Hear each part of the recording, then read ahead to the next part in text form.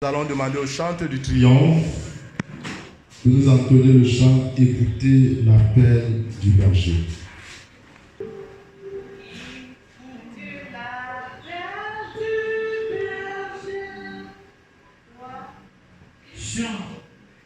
Écoutez l'appel du berger, il sait ses brebis en danger, il les appelle avec amour, espérant toujours leur retour.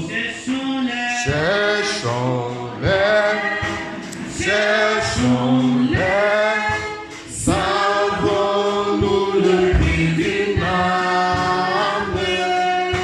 Cherchons-les,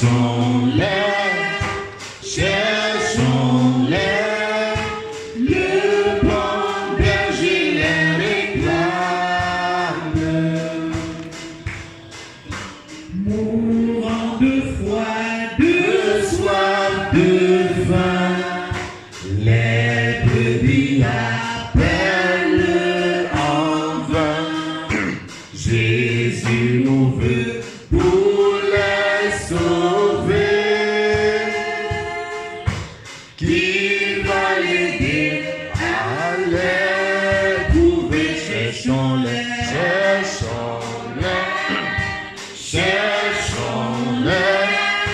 savons-nous le prix d'une âme? Cherchons-les,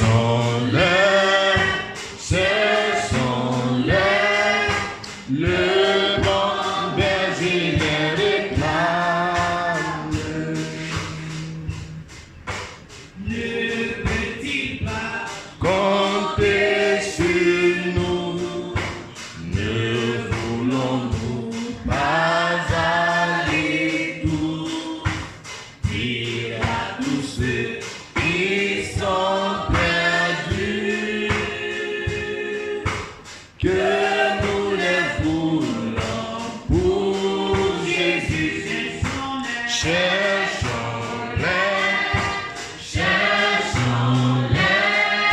savons-nous le prix d'une âme?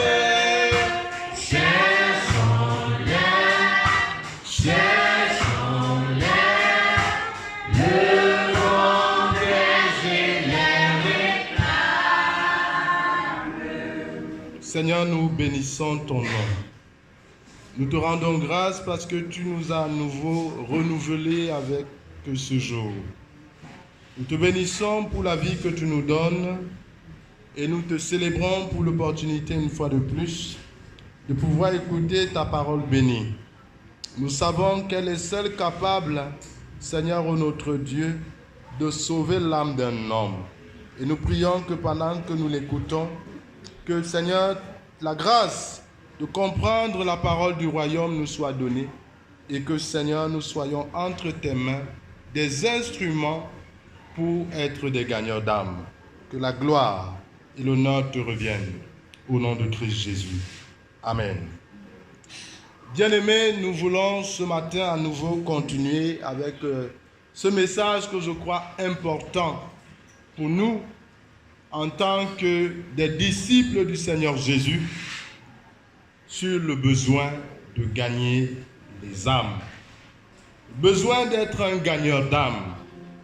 Nous avons eu le privilège de dire un certain nombre de choses et en conclusion la dernière fois, nous avons dit qu'il était important, je dirais comme l'un de ceux qui nous ont bâtis dans le Seigneur, importantissime, de se rappeler qu'il n'y a personne qui puisse ne pas être sauvé. Quand bien même tu entendrais quelqu'un le proclamer, quand bien même Satan te ferait croire qu'il y a des personnes qui ne peuvent pas être sauvées, notre Dieu dit que tous peuvent être sauvés. Je voudrais te rappeler que la parole de Dieu est la vérité. Et c'est elle que toi et moi, nous devons croire. C'est elle que toi et moi, nous devons croire. Parce que, malheureusement, quelques-uns se sont laissés séduire par Satan, comme au commencement, où Ève, la mère de tous les vivants, sans exception, s'est laissée séduire. Pardon, je veux dire, elle s'est laissée séduire. Elle a été séduite, disent les Écritures. Mais la pensée de Dieu de tous les temps est simple.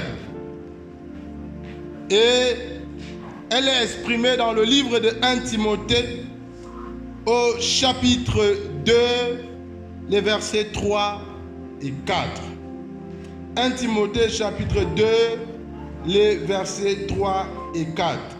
Il est déclaré ceci: bien-aimés, chers amis, cela est bon et agréable devant Dieu notre Sauveur, qui veut que tous les hommes soient sauvés et parviennent à la connaissance de la vérité.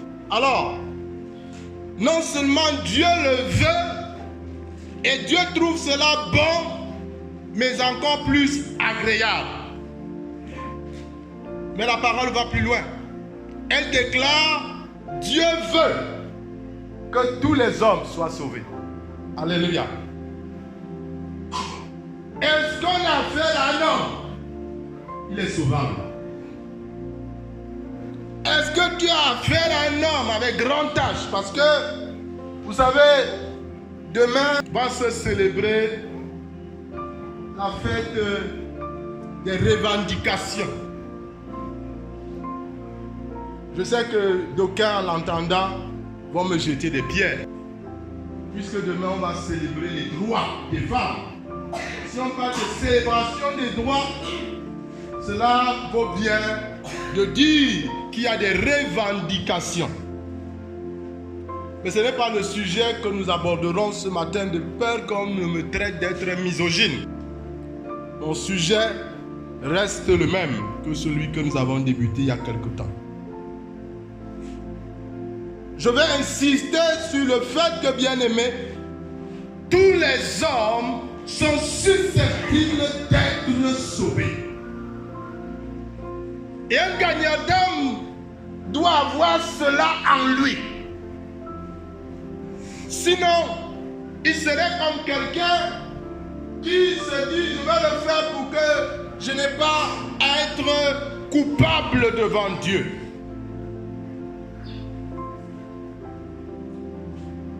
Nous ne prêchons pas l'évangile juste pour que le Seigneur dise que nous avons prêché. Non, non, non. Nous prêchons l'évangile parce que nous voulons que des hommes entendent le témoignage de Jésus et qu'ils viennent à la repentance. L'homme a besoin d'être sauvé. Et nous l'avons déjà dit, il a besoin d'être sauvé de ce qu'il y a de plus terrible dans l'humanité. J'insiste ce matin, pendant qu'il y a un regain de la COVID-19 dans les nations, pendant que les hommes continuent avec leur sagesse à se déployer pour en venir à bout de cette pandémie. Tu n'as pas besoin de faire quelque chose de particulier, car la solution au péché est disponible. Pendant qu'on trouve que certains vaccins sont encore en phase expérimentale, la solution au problème du péché n'est pas une expérience. Elle est une réalité. Et elle est là. Il s'agit de Jésus. Jésus-Christ, homme. Jean l'a présenté au jour de sa chair comme l'agneau de Dieu qui ôte le péché du monde. Parce que pour que le péché d'un homme soit pardonné, il faut qu'il y ait l'effusion du sang. Mais non pas l'effusion du sang des animaux, ni l'effusion du sang d'un être humain. Dieu s'est gardé de vouloir qu'un homme soit immolé pour que ses péchés soient pardonnés. Dieu s'est gardé de ce que un autre homme puisse le faire. Il s'est choisi lui-même. Il a donné son fils, son bien-aimé, l'unique de ses fils. Car désormais, ceux qui sont réconciliés avec lui deviennent aussi ses fils, Jésus étant le premier-né. Il veut que tous les hommes soient sauvés. Sont-ils des blancs? Ils doivent être sauvés. Sont-ils des noirs? Ils doivent être sauvés. Sont-ils des rouges? Ils doivent être sauvés. Sont-ils des jaunes? Ils doivent être sauvés. Sont-ils juste le produit du jaune, du rouge? Ils doivent être sauvés. Sont-ils le produit du jaune et même du blanc ou du noir? Ils doivent être sauvés. C'est l'occasion de dire que tous les hommes, sans exception, possèdent une âme. Ce que je veux dire est très important. C'est l'occasion de dire que tous les hommes, sans exception, possèdent une âme. J'ai eu l'opportunité, dans le cadre de l'aumônerie de G4 Technology, une entreprise chrétienne citoyenne de la place, de dire dans un de nos champs missionnaires, en Kolmo, après Bachenga, je leur ai dit, vous avez une âme. Parce que malheureusement, certains, par le passé, ont proclamé qu'il y en avait d'autres qui n'avaient pas d'âme. Je vais t'entendre dire avec moi, tous les hommes possèdent une âme. Oui, bien-aimé. Et lorsque la parole de Dieu dit que Dieu veut que les âmes soient sauvées, il s'agit de l'âme de l'homme. Il ne s'agit pas du corps. Il s'agit des âmes. Il faut le comprendre. Si je vis avec ça dans mon âme, le fait que tous les hommes doivent être sauvés, alors je deviens co-ouvrier avec Dieu. Je travaille à cela. Je vis pour cela. Ça devient l'objet de mes pensées de façon permanente. Je suis totalement dans le programme de Dieu. Car Satan veut nous dire, tous les hommes ne peuvent pas être sauvés. Oui, bien-aimé, c'est ce que Satan veut nous dire. Il dit, pourquoi vous égosiez? Pourquoi vous troublez? Pourquoi vous entêtez? Mais, parce que je suis un ami de la vérité, parce que je suis d'accord que Jésus est la vérité, je peux dire simplement, le Seigneur l'a dit.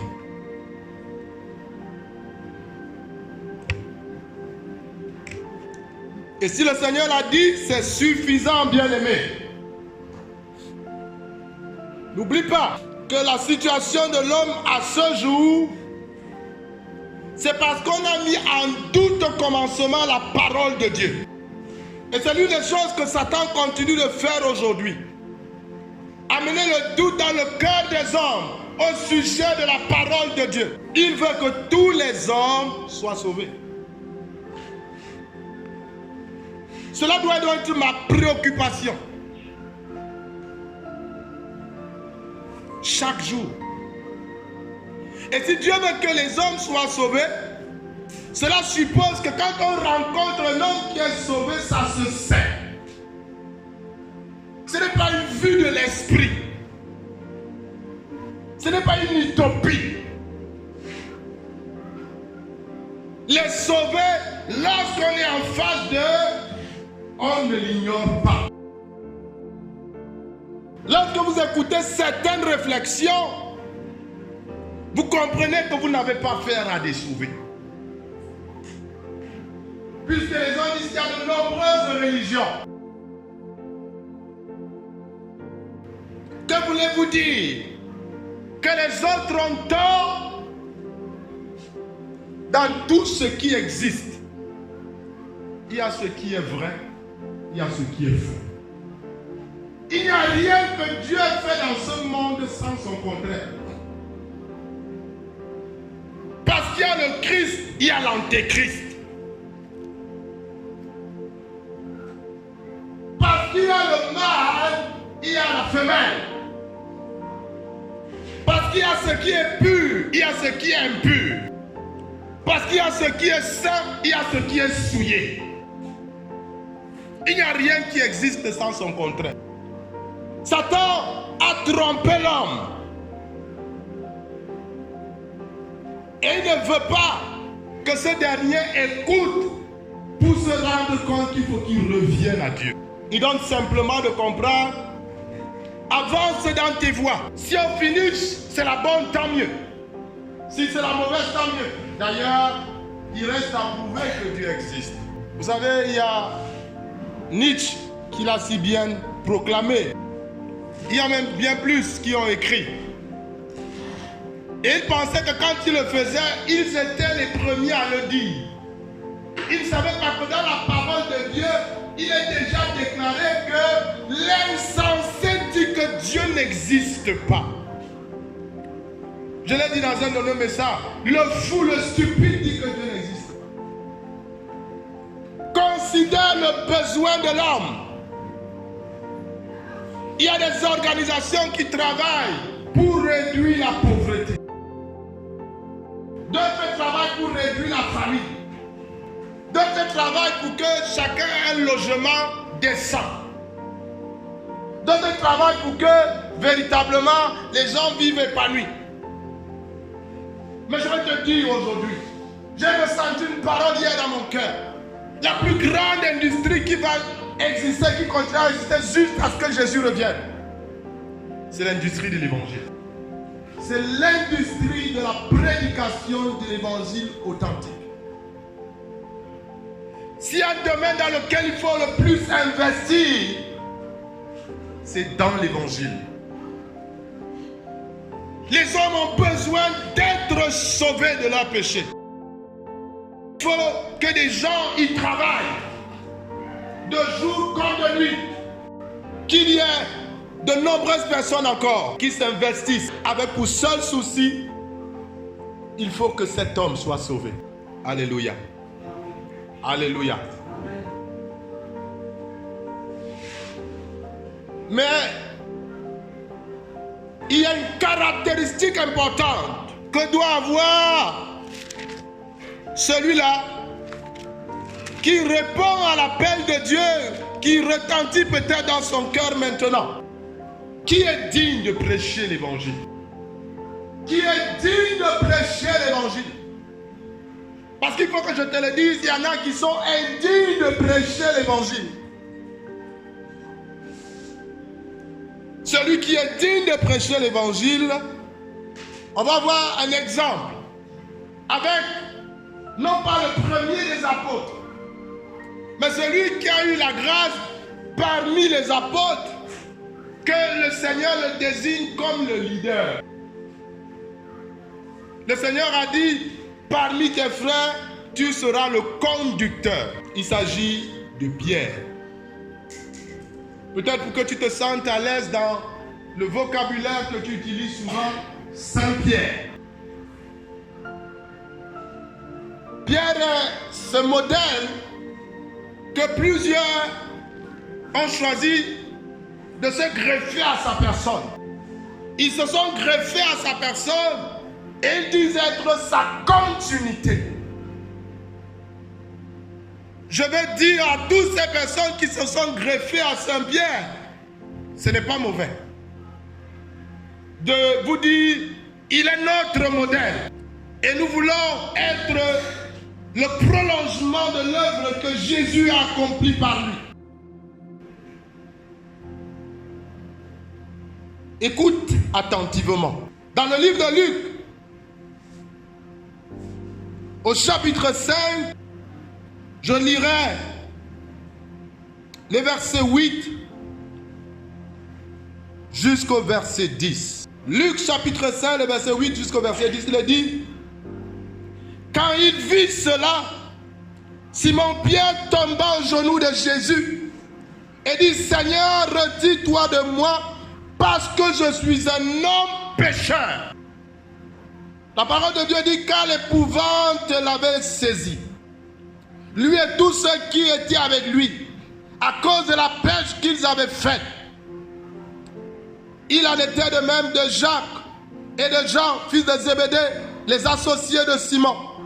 Alors Jésus dit à Simon: ne crains point, désormais tu seras pécheur d'hommes. Écoute-moi, cher ami. Il y a eu quelque chose d'extraordinaire qui s'est produit dans la vie de Pierre. Pierre un jour est allé à son activité comme à son habitude, et c'était une activité nocturne. De retour, il n'a rien eu. Et voilà que au matin, j'imagine Pierre désespéré, parce que peut-être il avait des charges, peut-être il devait rationner à la maison, peut-être il devait payer un certain nombre de factures, peut-être il devait de l'argent à des personnes. Voilà qu'il rencontre le Seigneur qui a choisi lui d'aller du côté du lac. Sachant que les pêcheurs reviennent de la pêche, il a choisi à dessein, je le crois, d'aller demander à Pierre: est-ce que tu peux me donner ta barque pour que moi j'annonce la parole de Dieu aux gens? Et Pierre a donné sa barque au Seigneur. Quel exemple! Pour que le Seigneur présente sa parole. Il n'a pas donné en disant: Seigneur, ça va te coûter tel montant. C'était déjà une qualité.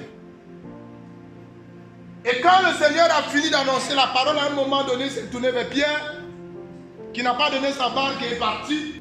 Il est resté aussi écouté. Et le Seigneur va lui dire: jette le filet.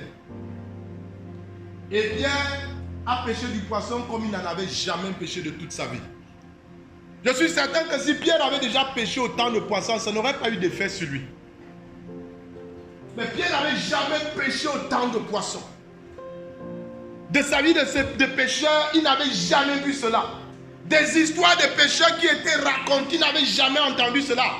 Comment je le sais? Le texte me renseigne à suffisant. Les autres étaient surpris, les autres étaient dans l'épouvante. Mais, écoute-moi bien aimé, Pierre est allé au-delà de l'épouvante. Les autres étaient épouvantés, les autres étaient stupéfaits. C'était tout. Mais ce qui s'est produit a amené Pierre à regarder à sa vie et à se rendre compte qu'il n'était pas digne de la grâce de Dieu. Il n'était pas digne de bénéficier d'une telle manifestation du Seigneur.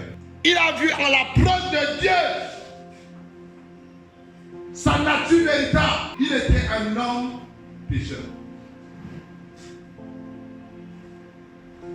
Bien-aimé, celui qui n'a pas d'abord réalisé son besoin de se réconcilier avec Dieu est indigne d'annoncer l'évangile de Jésus. Trop de gens se lèvent parce qu'on leur a appris l'évangile. Vous savez, il y a des écoles où on apprend l'évangile.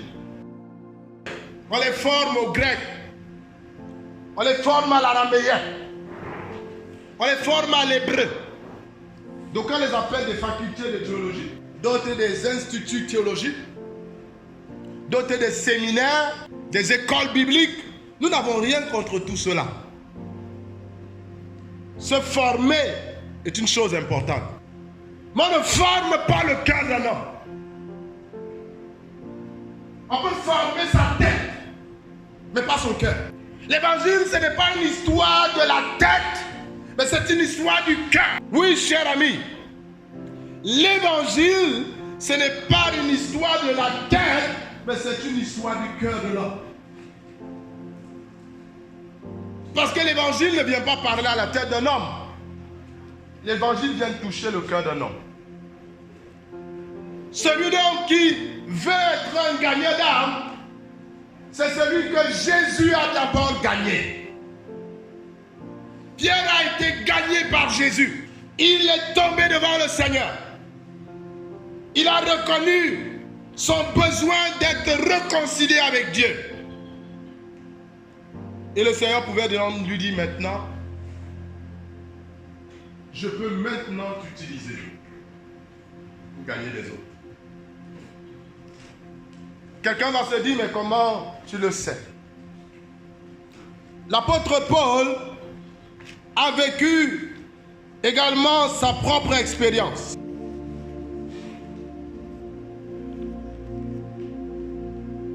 L'apôtre Paul a vécu sa propre expérience.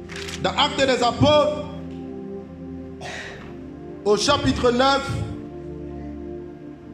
en lisant le texte, vous allez faire une découverte extraordinaire. C'est que Paul, animé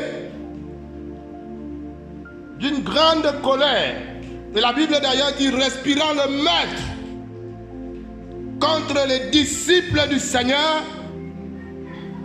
et aller chez le souverain sacrificateur, prendre une note, une lettre, une accréditation,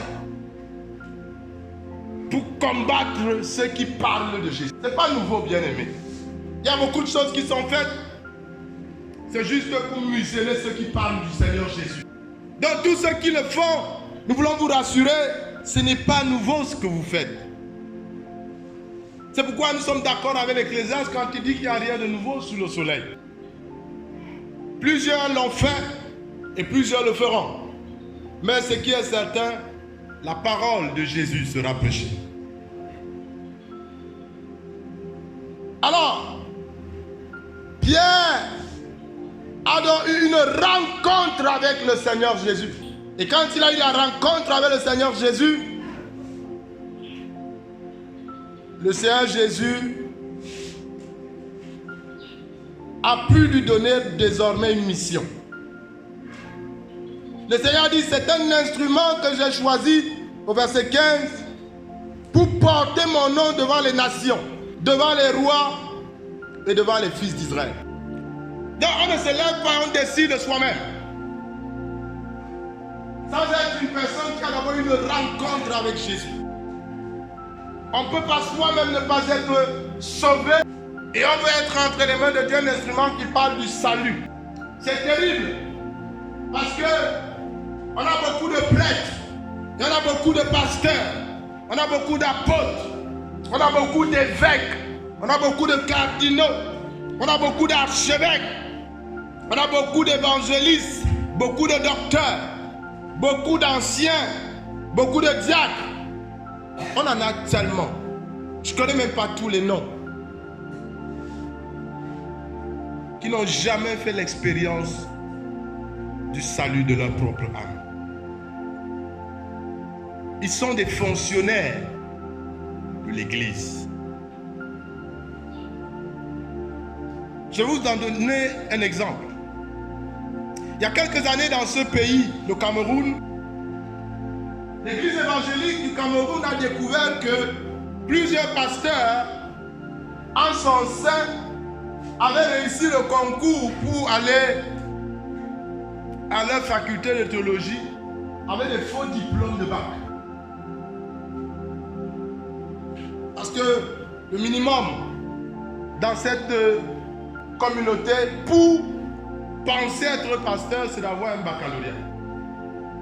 Et les pasteurs ont fait composer avec des faux diplômes. Et ils sont pasteurs. Il y en a qui m'écouteront certainement et qui savent qu'ils sont des pasteurs. Ils y sont devenus des pasteurs avec des faux diplômes. Ce sont des fonctionnaires de l'Église. Jésus nous reconnaît. Parce que jamais ils n'ont fait l'expérience du salut.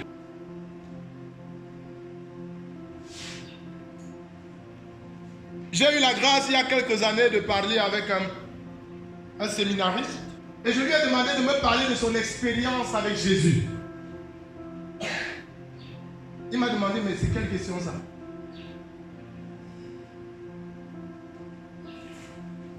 Il m'a parlé de son expérience avec Marie. On ne peut pas servir Jésus sans une expérience avec lui. On ne peut pas être un gagnant d'âme quand soi-même, son âme n'a pas été visitée par le Sauveur Jésus-Christ. C'est impossible.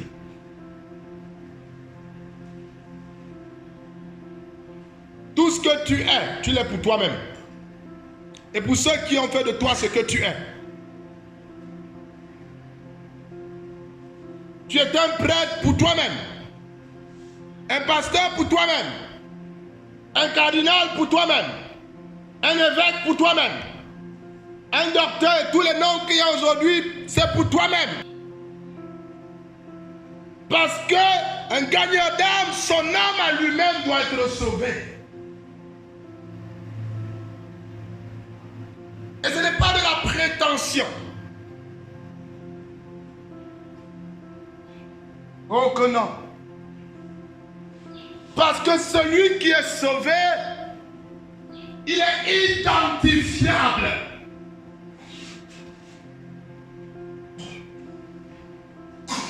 Vous savez, quand vous voulez savoir que quelqu'un a fait une formation, et si vous êtes du domaine, vous connaissez les expressions techniques, vous vous exprimez, il ne comprend pas.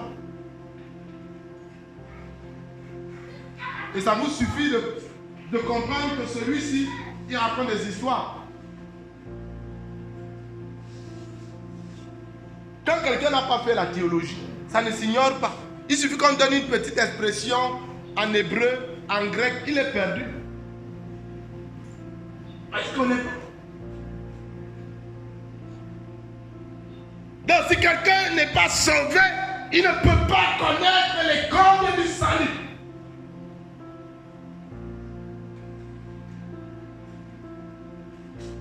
Parce que j'entends quelqu'un dire, mais il y a tellement de prêtres, il y a tellement de pasteurs. Oui, parfois tellement de prêtres, tellement de pasteurs, tellement de cardinaux, mais là n'est pas le problème.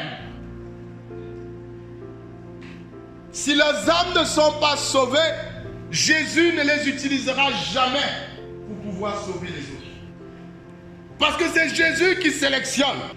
Et l'un des critères de ceux qui doivent être des gagnants d'âme, il faut que leurs âmes à eux-mêmes soient sauvées.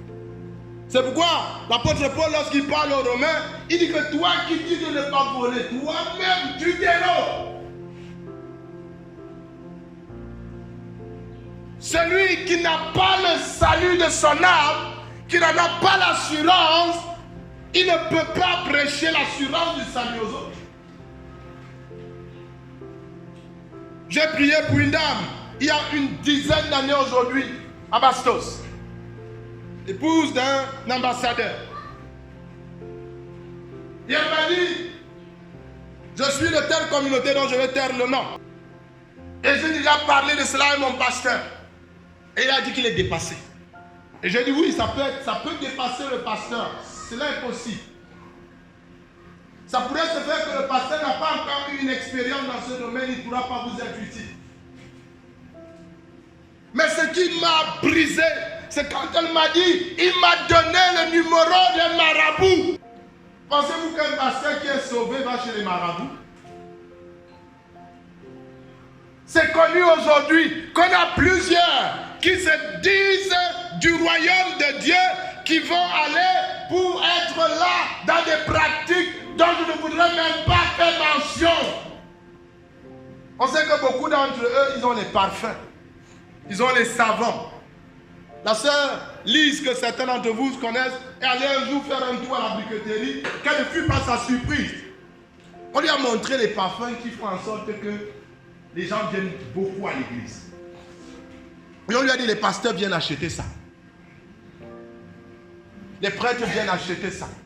J'ai écouté quelqu'un que je connais dire, tu mélanges l'algue de ceci avec le savon de Saint-Archange Michel.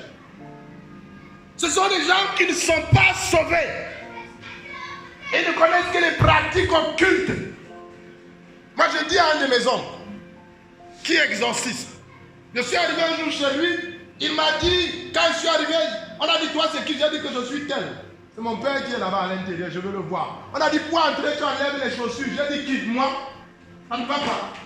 Vous êtes des personnes normales, vous me demandez d'enlever les chaussures. J'ai dit, pour voir mon père, j'enlève mes chaussures.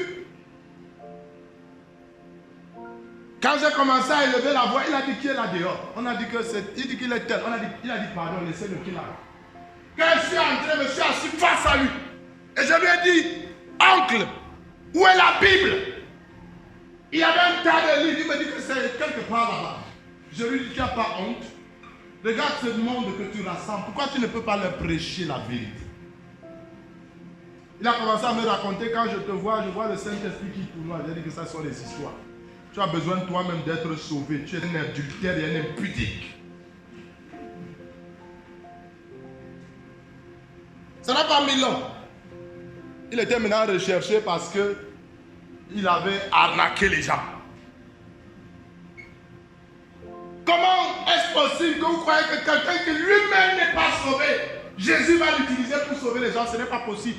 C'est Satan qui se sert pour avoir plus d'adeptes. Parce qu'eux-mêmes, leurs âmes ne sont pas sauvées. Et parfois, on sort des messages, il ne faut pas juger, c'est l'homme de Dieu. Il ne faut pas juger le prêtre. Mener une mauvaise vie devrait apporter la malédiction aux gens. Pourtant, Dieu veut que les hommes soient sauvés. Cherche à être sauvé.